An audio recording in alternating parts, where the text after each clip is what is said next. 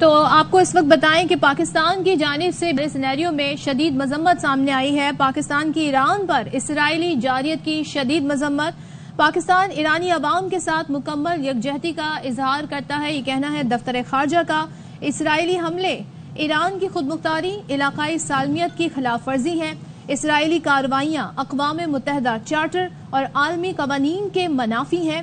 ایران کو اقوام متحدہ کے آرٹیکل 51 کے تحت دفاع کا حق حاصل ہے. اسرائیلی اشتعال انگیزیاں خطے دنیا کی امن و سلامتی کے لیے سنگین خطرہ ہیں. عالمی برادری اسرائیلی جارحیت روکنے، ذمہ داروں کو کٹہرے میں لانے کی ذمہ داری ادا کرے. پاکستان کی جانب سے کہا گیا ہے. پاکستان کا رد عمل بھی سامنے آ گیا ہے اور دفتر خارجہ کی جانب سے اسرائیل کی جانب سے جو حملہ کیا گیا ہے ایران پر، اس کی شدید الفاظ میں مذمت کی گئی ہے اور کہا گیا ہے کہ اشتعال انگیزیاں ہیں جو پورے خطے اور دنیا کے امن و سلامتی کے لیے خطرہ ہے اور ایران کو اقوام متحدہ کے آرٹیکل 51 کے تحت دفاع کا حق حاصل ہے. اسرائیلی حملے ایران کی خود مختاری، علاقائی سالمیت کی خلاف ورزیاں ہیں. راجہ محسن اعجاز ہمارے لائن پر موجود ہیں، اس حوالے سے ہمیں اپڈیٹ کریں گے. جی راجہ. دیکھیے، ترجمان دفتر خارجہ کی جانب سے جو اسرائیل کی جانب سے ایران پر جارحیت کا مظاہرہ کیا گیا ہے اس کی شدید مذمت کی گئی ہے اور پاکستان کی جانب سے اس حملے کی مذمت کرتے ہوئے یہ کہا گیا ہے کہ اسرائیلی حملے ایران کی خود مختاری اور علاقائی سالمیت کی خلاف ورزی ہیں اور اسرائیلی کارروائیاں اقوام متحدہ کے چارٹر اور عالمی قوانین کے بھی منافی ہیں. ایران کو اقوام متحدہ کے آرٹیکل 51 کے تحت اپنے دفاع کا حق حاصل ہے. ترجمان دفتر خارجہ کا یہ کہنا ہے کہ پاکستان ایرانی عوام کے ساتھ مکمل یکجہتی کا اظہار کرتا ہے اور اسرائیلی اشتعال انگیزیاں خطے اور دنیا کے امن و سلامتی کے لیے سنگین خطرہ ہیں.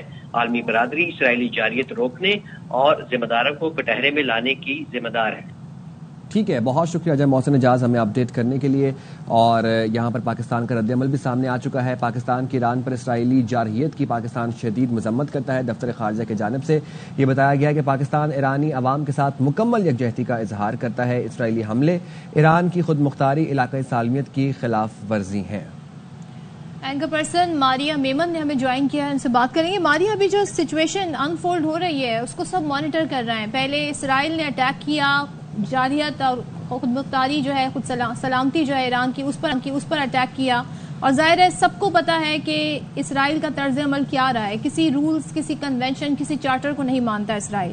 لیکن جو جواب دیا ایران نے، اب اس سے آپ سچویشن کہاں آگے بڑھتے ہوئے دیکھتے ہیں؟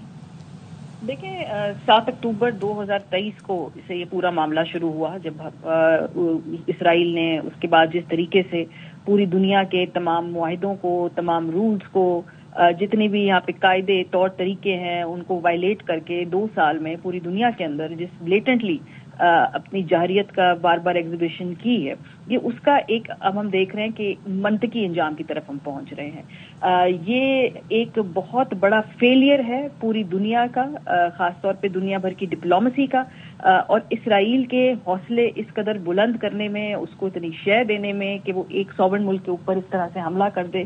پوری دنیا کا بھرپور ہاتھ ہے. دنیا کے بہت سارے ایسے طاقتور ممالک ہیں جو کہ کوئی نہ کوئی بیچ کا رستہ نکال سکتے تھے، اسرائیل کو روک سکتے تھے، اس کا ہاتھ پکڑ سکتے تھے، اس کے اوپر سینکشنز ہو سکتے تھے یا اس کو پش بیک کر سکتے تھے. نہیں کیا گیا اور ان کو مکمل طور پہ ایک طرح سے ٹیسٹ سپورٹ رہی ہے پوری دنیا کی، خاص طور پہ ویسٹرن بلاک کی، جس کے نتیجے میں ہم دیکھ رہے ہیں کہ اس کے حوصلے اتنے بلند ہیں کہ اس نے ایران پہ اس طرح حملہ کیا. اور جس طریقے سے حملہ کیا، یہ خالی ایران کا معاملہ نہیں ہے، پوری دنیا میں اس وقت جو آئی براؤز ہیں وہ ریز ہونی چاہیے کہ کس طرح سے ان کے ملک کے اندر انفلٹریٹ کر کے ٹارگیٹڈ آپریشنز کیے گئے ہیں، ان کی ہائی پروفائل پرسنالٹیز کو، پوری ملٹری لیڈرشپ کو نشانہ بنایا گیا ہے. یہ بات صرف ایران پہ نہیں رکے گی، اس میں اسرائیل کی پوری دنیا کے اندر جارحیت اور دہشت گردی اور دہشت پھیلانے کی کیپیسٹی کے اوپر بھی بہت زیادہ لوگوں کو تشویش ہونی چاہیے. اگر آج ایران ہے تو کل دنیا کا کوئی اور ملک بھی ہو سکتا ہے جہاں پہ اس طرح سے وہ ٹارگیٹ آپریشنز کرے.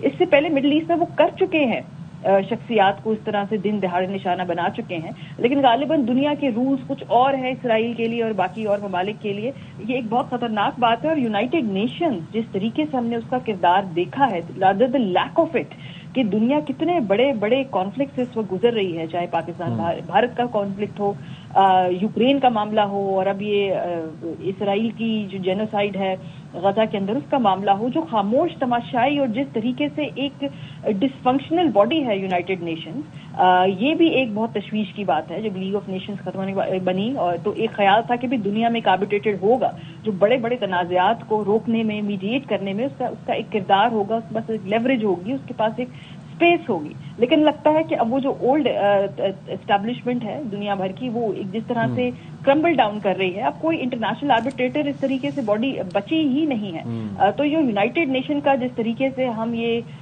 जवाल देख रहे हैं, ये भी एक बात करने से ताल्लुक रखता है। लेकिन जो इसराइल यहाँ बात नहीं रुकेगी, ये बात सिर्फ ईरान तक खत्म नहीं होगी।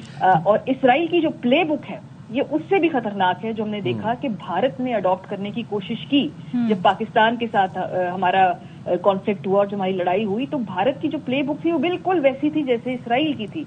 गजा को लेकर उन्होंने बगैर किसी सबूत के अटैक कर दिया पाकिस्तान के ऊपर। तो जैसे जैसे इसराइल को शय मिलती है वो इस तरह से rules of the game redefine करता है दुनिया भर में, और जो अथॉरिटेरियनिज्म है और जो फैशिज्म है और इस तरह की पोलराइज पर्सनैलिटीज है वो उससे मुतासिर होकर फिर उस प्ले बुक को अडॉप्ट करती है। जिसकी एक बड़ी वाज़ेह मिसाल हमारे जो पड़ोस में भारत था, जिस तरीके से उसने पाकिस्तान के खिलाफ टारगेटेड ऑपरेशंस किए और मिसाइल अटैक किए, ये एक बहुत अहम सवाल है कि भाई अगर हम इसराइल को आज नहीं रोकेंगे तो खाली ये आज एक वन स्टैंड ऑफ या स्टैंड अलोन इवेंट नहीं है।